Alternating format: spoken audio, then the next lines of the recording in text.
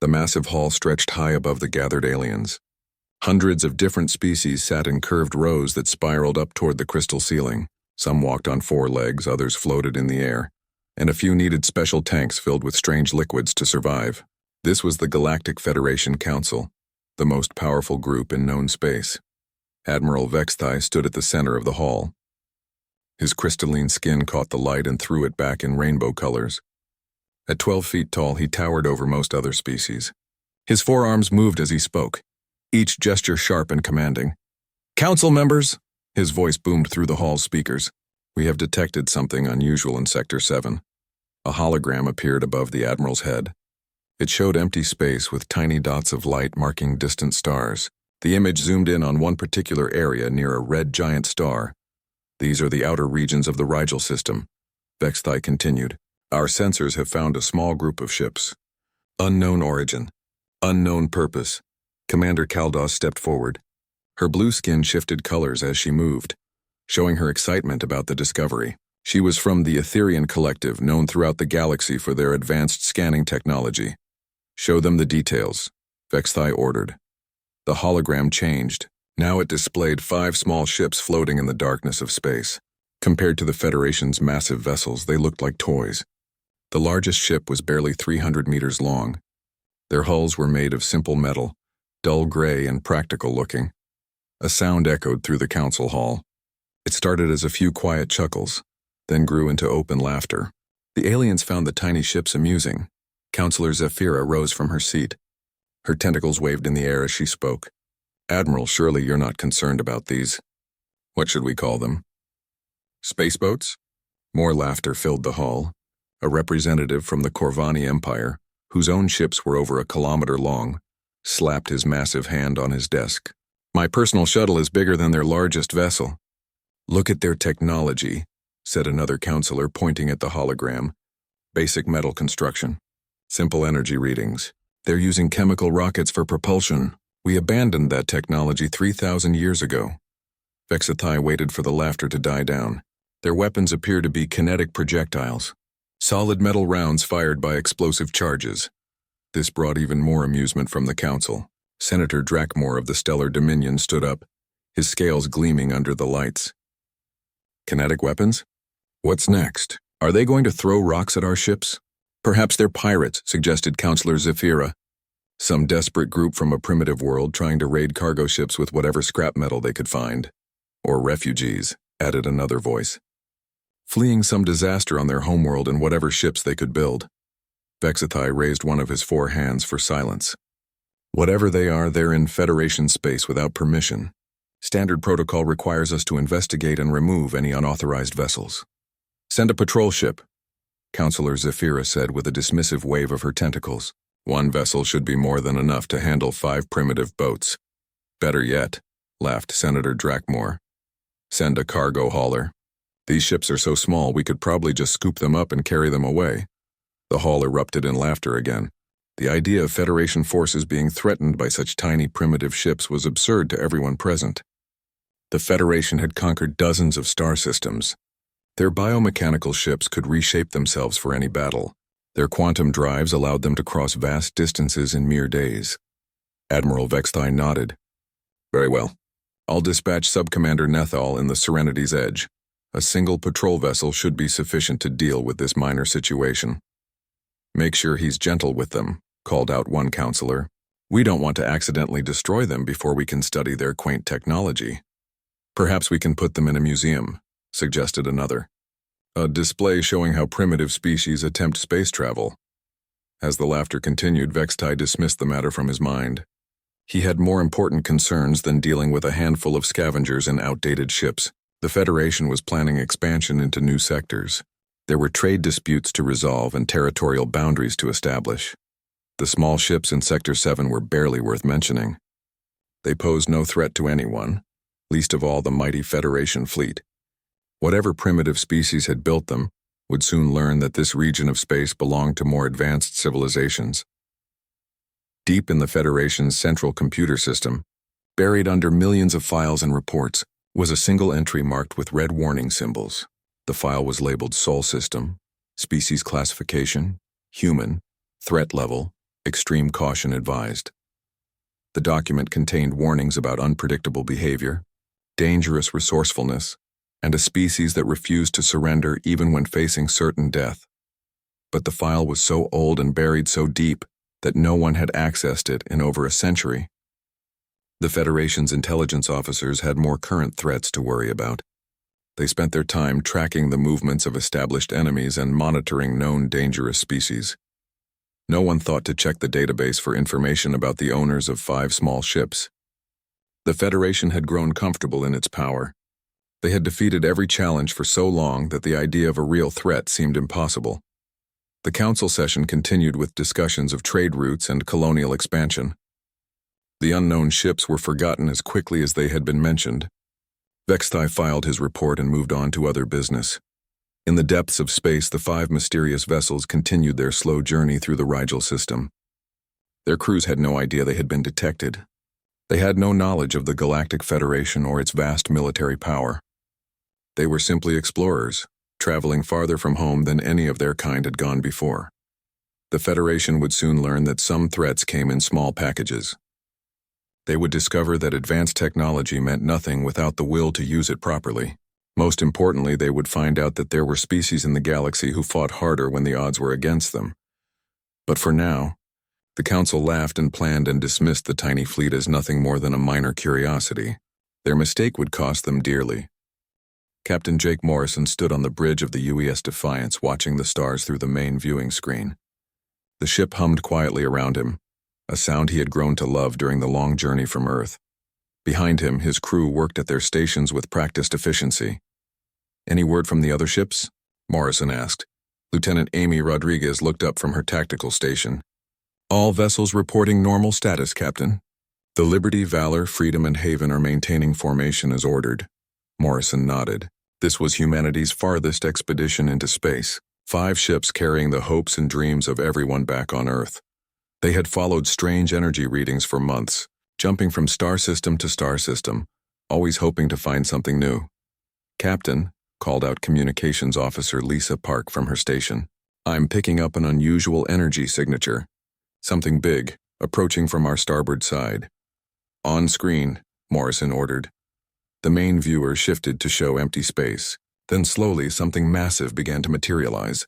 It was unlike anything the humans had ever seen. The ship was nearly a kilometer long, but it didn't look built so much as grown. Smooth organic curves replaced the straight lines and sharp angles of human engineering. The hull pulsed with soft bioluminescent lights that moved across its surface like a slow heartbeat. "My God," whispered Chief Engineer Ben Carter. "That thing is alive." The alien vessel moved with fluid grace completely unlike the mechanical precision of human ships. It positioned itself directly in front of the small human fleet, dwarfing even their largest vessel. "Captain," Lisa Park said, her voice tight with tension, "we're receiving a transmission." "Put it through." The bridge speakers crackled to life. A voice spoke in a language none of them recognized, but their computers quickly provided a translation. The tone was casual, almost bored. "Unknown vessels, this is Sub-Commander Nethal of the Federation patrol ship Serenity's Edge. You are operating in restricted Federation space without authorization. State your purpose and prepare for inspection." Morrison straightened his uniform and moved to the communication station. "This is Captain Jake Morrison of the United Earthship Defiance. We are explorers on a peaceful scientific mission. We had no knowledge that this area was claimed by any government. We request permission to speak with your authorities about establishing peaceful contact." There was a long pause. When the alien voice returned, Morrison could hear amusement in the translation. "Peaceful contact. How charming. You primitive species always think you have something to offer the Federation. Your ships will submit to immediate boarding for inspection and cataloging. Any resistance will be met with appropriate force." Morrison felt his jaw tighten. "Sub-Commander, we are peaceful explorers representing Earth. We are willing to discuss any territorial concerns, but we will not surrender our ships without proper diplomatic procedures." Another pause, longer this time. When Nethal spoke again, his amusement had changed to irritation. "You misunderstand your situation, primitive. This is not a negotiation. Your vessels are now the property of the Galactic Federation. Your crews will be processed according to standard protocols for inferior species. Comply immediately or face the consequences." Morrison looked around his bridge. His crew watched him with steady eyes, waiting for his decision. These men and women had volunteered for a mission that might keep them away from Earth for years. They trusted him to bring them home safely. Sub-Commander Nethal, Morrison said carefully, "We cannot and will not surrender our ships. We are prepared to defend ourselves if necessary." The aliens' laughter echoed through the bridge speakers. "Defend yourselves with what? Your primitive projectile weapons? Your chemical propulsion? You are insects threatening a giant." The massive bioship's surface began to glow brighter. Energy readings spiked as the alien vessel powered up its weapon systems. "Captain," Amy Rodriguez reported, her voice steady despite the tension. "The alien ship is charging some kind of plasma weapon array. Energy levels are off our charts." Morrison made his decision.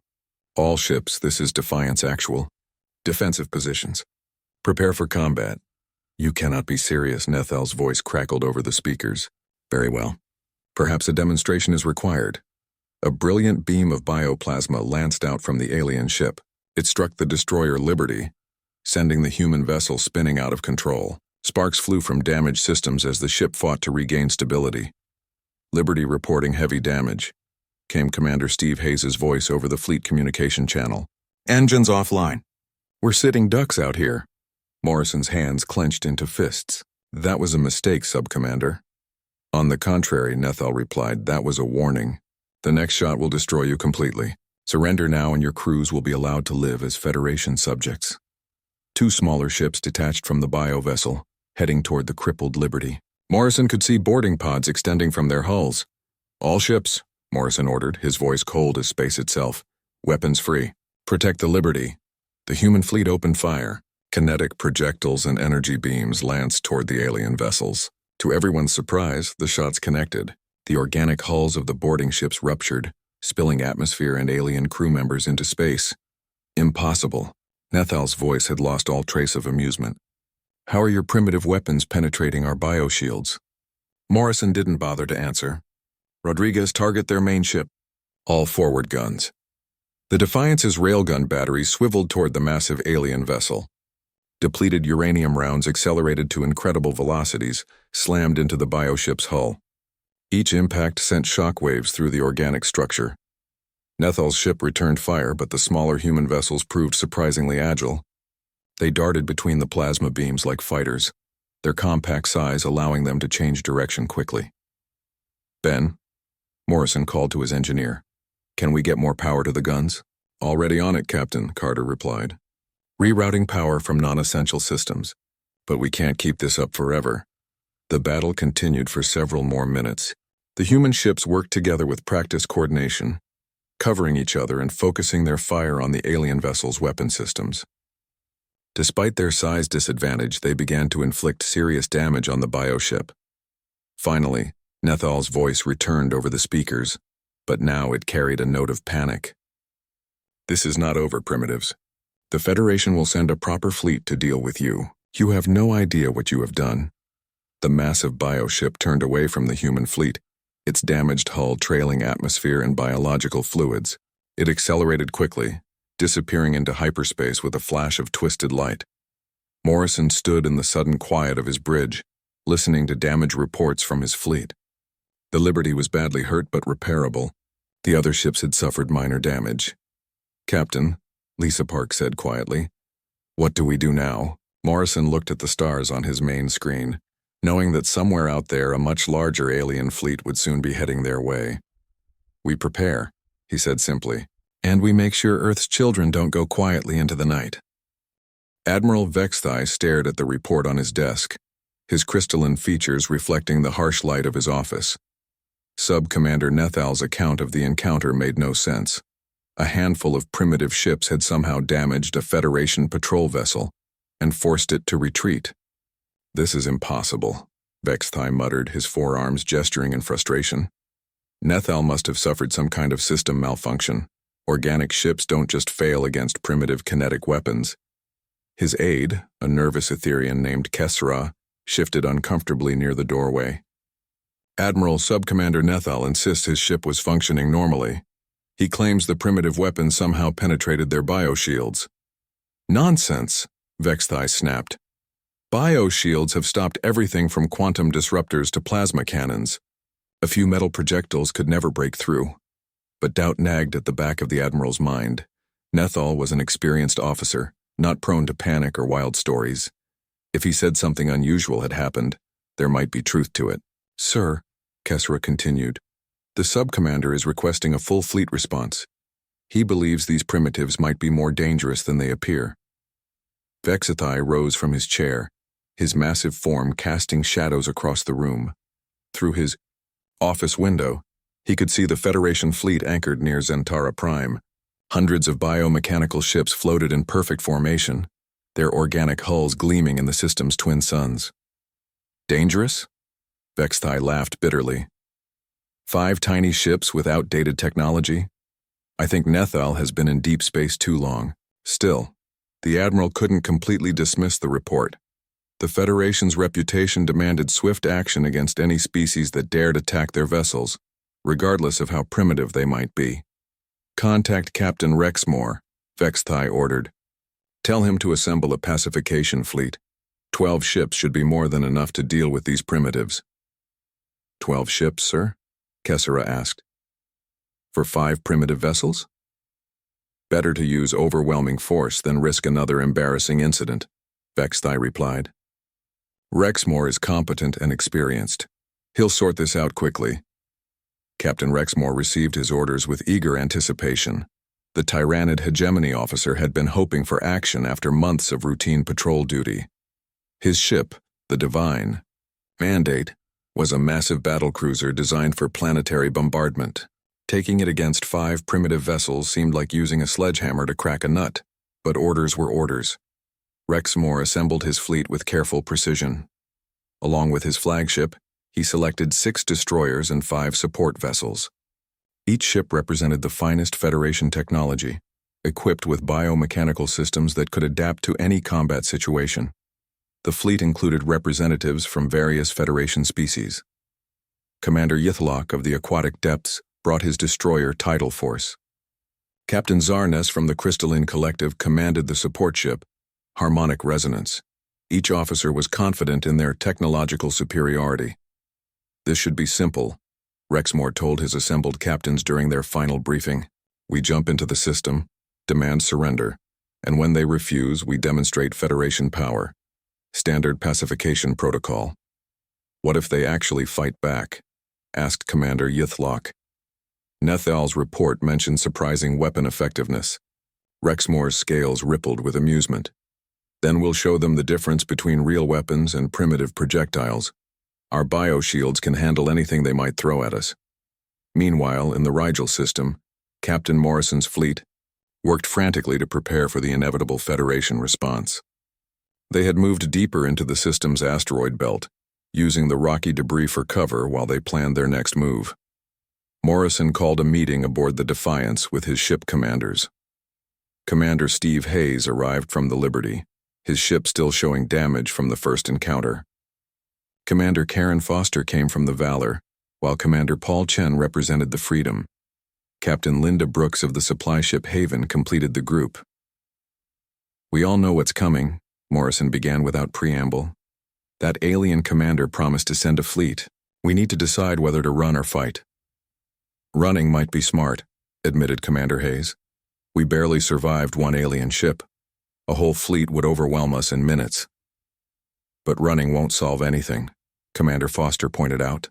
"These aliens think they own this entire region of space.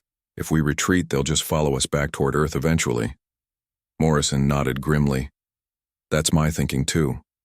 We came out here to explore and establish humanity's presence in deep space. If we run at the first sign of trouble, we're abandoning that mission." Captain Brooks, the oldest member of the group, spoke quietly. "Jake, we have to be realistic. Our ships were designed for exploration, not military action. We got lucky in that first fight, but luck won't carry us through a real battle." "Maybe not," Morrison agreed. "But we have advantages they don't expect. Our ships are small and maneuverable. Our weapons are simple but effective. Most importantly, we think differently than they do." Chief Engineer Ben Carter had been studying sensor readings from their first encounter. Captain, I've been analyzing the alien bioship's defensive systems. Their shields work by absorbing and dispersing energy. They're designed to handle energy weapons and plasma beams. But not kinetic projectiles, Morrison finished. Our railguns use pure velocity and mass. No energy to absorb or disperse. Exactly, Carter confirmed. I think I can modify our ammunition to be even more effective. Depleted uranium cores with shaped charges. They'll punch through alien armor like it's tissue paper. Morrison looked around the table at his fellow commanders. We're outnumbered and outgunned. Any normal military force would surrender or retreat. But we're not normal and we're not giving up. Commander Chen smiled grimly. Earth didn't send us out here to come home with our tails between our legs. Then we fight, Morrison decided. We use every trick we know, every advantage we can find. We show these aliens that humans don't back down from bullies. The small fleet spent the next few days preparing for battle. They studied the asteroid, field's layout, identifying choke points and ambush positions. They modified their weapons and redistributed their ammunition. Most importantly, they developed tactics that played to their strengths while exploiting what they hoped were Federation weaknesses. When Rexmoor's fleet finally arrived in the Rigel system, they found the asteroids apparently empty. Long-range sensors detected no sign of the primitive vessels. They ran, Commander Yithlock observed with satisfaction. Primitive species always flee when faced with superior force. Perhaps, Rexmoor replied, but something bothered him about the empty space ahead. Deploy the fleet in standard search formation. If they're hiding among those rocks, we'll flush them out. Deep within the asteroid field, Morrison watched the Federation ships approach. 12 massive vessels, each one capable of destroying his entire fleet single-handedly. The smart move would be to retreat, to find another system and hope the aliens forgot about them.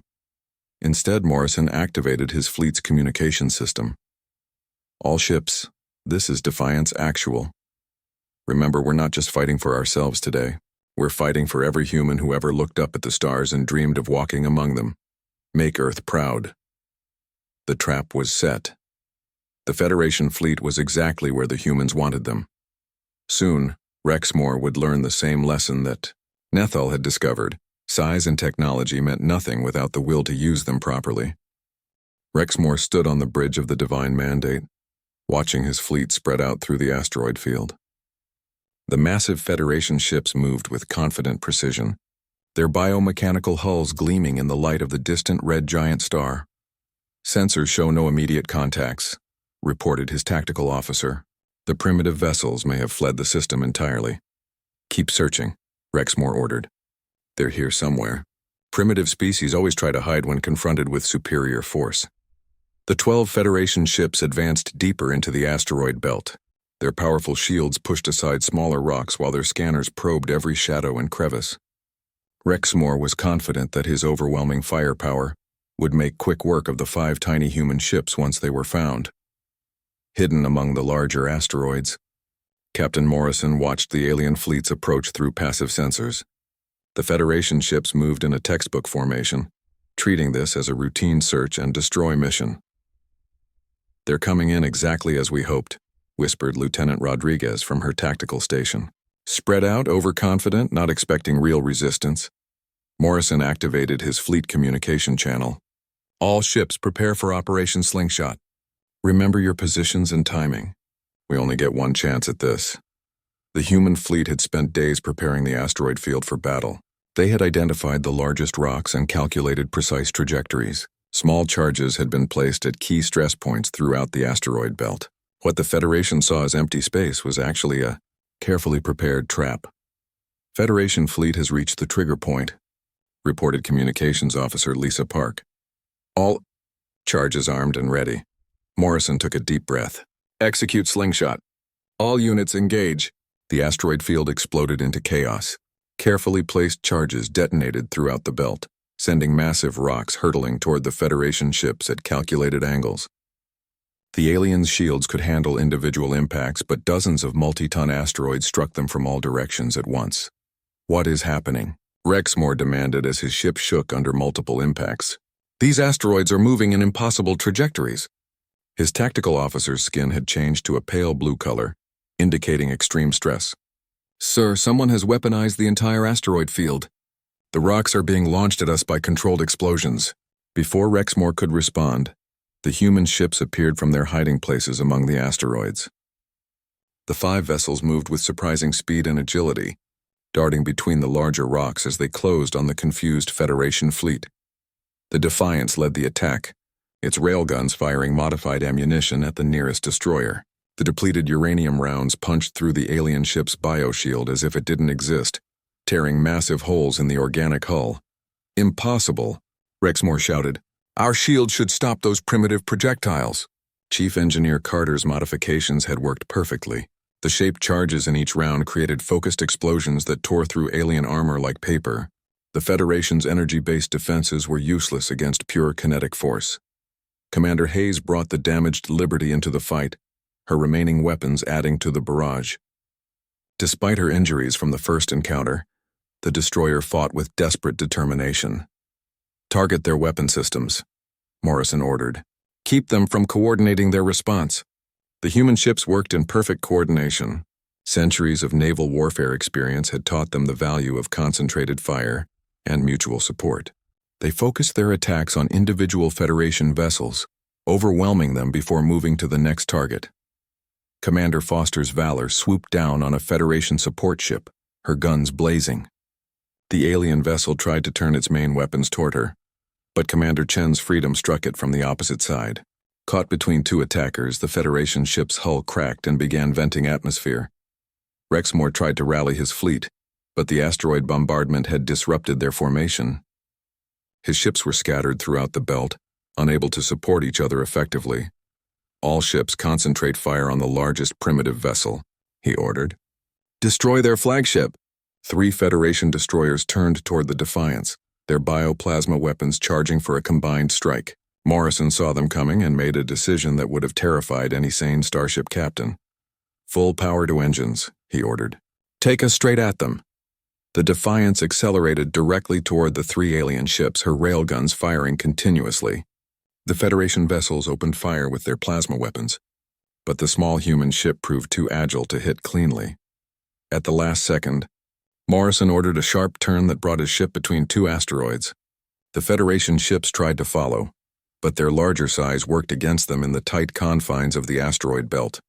One destroyer clipped a massive rock and spun out of control. Another became trapped between 2 asteroids, unable to maneuver.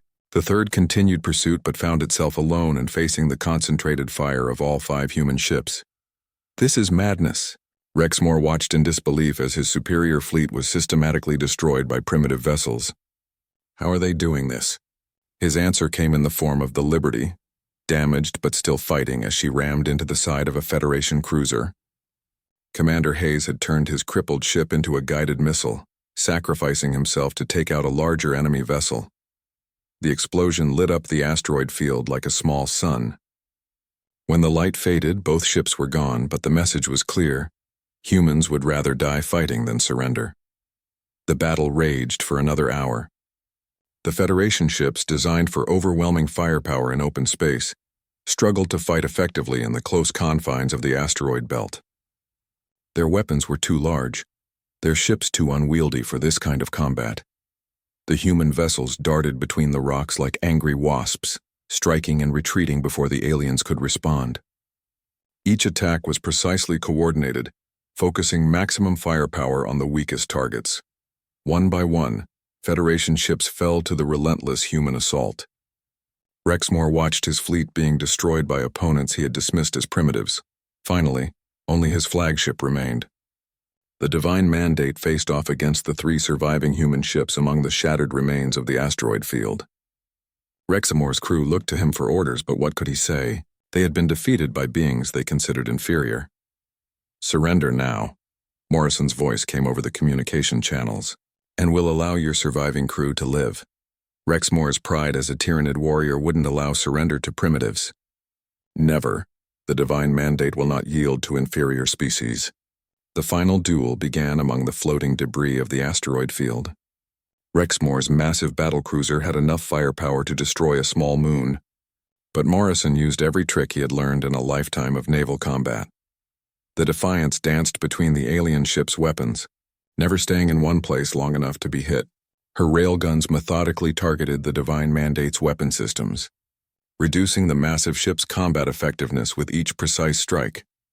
When Rexmore tried to ram the smaller human ship, Morrison used the battlecruiser's size against it. The Defiance led the alien vessel between two large asteroids, then accelerated away at the last second. The Divine Mandate, too large to change course quickly, crashed into the rocks and became trapped. Morrison brought his ship around for the final attack. The Defiance's remaining railgun batteries fired point-blank into the Divine Mandate's bridge section. The depleted uranium rounds tore through the alien hull and exploded inside the ship's command center, Rexy. Moore had just enough time to realize he had been defeated by primitives before the explosions consumed his flagship. In the sudden quiet that followed, the three surviving human ships floated among the wreckage of the Federation fleet. They had achieved the impossible. 5 small vessels had destroyed 12 advanced warships through superior tactics and sheer determination. Morrison looked around his damaged bridge, seeing the faces of his crew. They had proven that humans belonged among the stars no matter what advanced aliens might think of them. The galaxy would never be the same. The news of the Battle of Rigel spread through Federation space like wildfire. Admiral Vextai stood before the emergency session of the Galactic Council, his crystalline skin dim with shame and confusion. The massive hall buzzed with nervous energy as hundreds of alien species tried to understand what had happened. "Explain this disaster," demanded Counselor Zafira, her tentacles writhing with agitation. "How did 12 of our finest warships fall to 5 primitive vessels?" Vextai's forearms moved helplessly as he spoke. "The preliminary report suggests the primitives used unconventional tactics.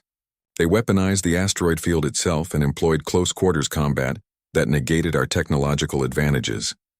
"Unconventional tactics?" Senator Drakmore's scales flashed angry red. "Are you telling us that our invincible fleet was defeated by clever thinking?" The council erupted in angry voices. Representatives from dozens of species demanded answers, explanations, and most importantly, revenge against the primitives who had humiliated the mighty Federation. "Order," boomed the council speaker, a massive being whose species communicated through subsonic vibrations. "We must understand our enemy before we can respond appropriately." Intelligence Director Casalin stepped forward, her blue skin shifting through nervous color patterns. "Council members, we have finally located the classified files regarding these primitives. The species calls itself human, and they originate from a world designated Sol 3, or Earth in their language." A holographic display appeared above the council floor, showing a blue-green planet orbiting a yellow star. The image shifted to show the planet's surface. Vast oceans, sprawling continents, and the lights of countless cities. "The original survey was conducted over 2 centuries ago," Casalin continued. "The file was classified due to concerning observations about this species' behavior patterns." "What kind of behavior?" asked Counselor Zafira. "Extreme aggression, adaptability under pressure, and an unusual tendency to fight harder when facing overwhelming odds," Casalin read from her datapad. "The survey team noted that humans have spent their entire recorded history in almost constant warfare with each other." The council hall fell silent. Most Federation species had achieved peace and unity long before reaching space. The idea of a species that fought constantly was disturbing. "There's more," Casalin said. "Humans appear to be naturally innovative when faced with survival threats. They adapt their tactics, modify their technology, and develop new strategies at an unprecedented rate." "You're saying they're a warrior race?" Senator Drakmore asked, his voice uncertain. "More than that," Casalin replied. "They're survivors. Every catastrophe, every setback, every defeat only makes them stronger and more determined." Admiral Vextai felt his shame deepen. He had dismissed the human fleet as primitive scavengers. Now he understood that he had underestimated one of the most dangerous species in the galaxy. "What do we do now?" asked Counselor Zafira. "Send a larger fleet? Crush them before they become a real threat?" Before anyone could answer, Communications Director Veltar interrupted the session. "Council members, we're receiving a transmission from the Rigel system. It's from the human fleet. Put it through," ordered the council speaker. The hall's main screen flickered to life, showing the bridge of a human starship. A man in a military uniform looked out at the assembled aliens with calm, steady eyes. His face showed the weariness of recent battle, but his voice was strong and confident. "I am Admiral Jake Morrison of the United Earth Fleet," the human said. "I'm addressing this message to the leadership of the Galactic Federation." The council members stared in amazement. The primitive who had destroyed their fleet was speaking to them as an equal. "We came to this region of space as peaceful explorers," Morrison continued. "We had no knowledge of Federation territorial claims and no intention of causing conflict. However, when your forces attacked us without provocation, we defended ourselves as any free people would." Morrison paused, looking directly into the camera. "We don't seek war with the Federation, but we will not be treated as inferior beings or enslaved because of our technology level. Humanity offers peaceful coexistence and mutual respect. The choice of war or peace is yours." The transmission ended, leaving the council in stunned silence. No primitive species had ever addressed them as equals. No defeated enemy had ever offered terms to the Federation. "The audacity," whispered Senator Drakmore. "They destroy our fleet and then offer us peace?" "They're not offering peace," Counselor Zephyra said slowly. "They're demanding respect." Intelligence Director Castellin studied her datapad carefully. "Council members, based on our analysis of human behavior patterns, I believe they're serious about both options. They will fight a total war if we force them to, but they prefer peaceful coexistence." "One small fleet cannot threaten the entire Federation," protested Admiral Vextai. "Can't it?" Castellin replied. "This same small fleet just destroyed 12 of our finest ships. What happens when they return to their homeworld and share their tactical innovations? What happens when they build more ships specifically designed for combat?" The horrible truth began to dawn on the council members. The humans had already proven they could defeat Federation technology with inferior equipment. Given time to prepare and expand their fleet, they could become unstoppable. "They're offering us a way out," observed the council speaker. "We can accept them as equals now, or fight a war we might not win later." The debate that followed lasted for hours. Pride demanded that the Federation crush these upstart primitives. Wisdom suggested that making peace might be the smarter choice. Finally, Counselor Zephyra spoke for the majority. "The Federation has survived for millennia by adapting to new realities. Perhaps it's time we learn to respect courage and innovation rather than just technological advancement." 3 months later, Admiral Morrison stood on the bridge of the newly commissioned UES Enterprise, leading a small diplomatic fleet toward Zentara Prime. The Federation had agreed to formal negotiations, treating humanity as an equal partner, rather than a primitive species to be conquered. The journey to the Federation capital gave Morrison time to reflect on how much had changed. Earth's shipyards were working around the clock to build new vessels, incorporating lessons learned from the Battle of Rigel. The galaxy had learned that humans were not to be underestimated. When the human fleet arrived at Zentara Prime, they were greeted by a Federation honor guard rather than weapons fire. Morrison's small escort was treated with the same respect afforded to any major galactic power. In the great council hall where humans had once been mocked as primitives, Admiral Morrison took his place among the representatives of dozens of species. The Federation had learned a hard lesson about judging others by their technology rather than their character. Counselor Zephyra personally welcomed the human delegation. "Admiral Morrison, the Federation formally recognizes humanity as a spacefaring civilization worthy of respect and partnership." Morrison nodded gravely. "The United Earth government accepts this recognition and looks forward to peaceful cooperation with all Federation members." But even as he spoke the words of diplomacy, Morrison remembered the friends who had died in the Battle of Rigel. Commander Hayes and his crew had sacrificed themselves to prove that humanity belonged among the stars. The galaxy was vast and full of wonders, waiting to be explored. There would be new challenges, new threats, and new opportunities for conflict. But humanity had earned its place at the table through courage, innovation, and the willingness to fight for what they believed in. Standing in the great hall of the Galactic Federation, surrounded by aliens who had once dismissed them as primitives, Morrison smiled. Earth's children had claimed their birthright among the stars. The tiny fleet that had been mocked and dismissed had proven that size meant nothing compared to determination. The galaxy would never underestimate humanity again.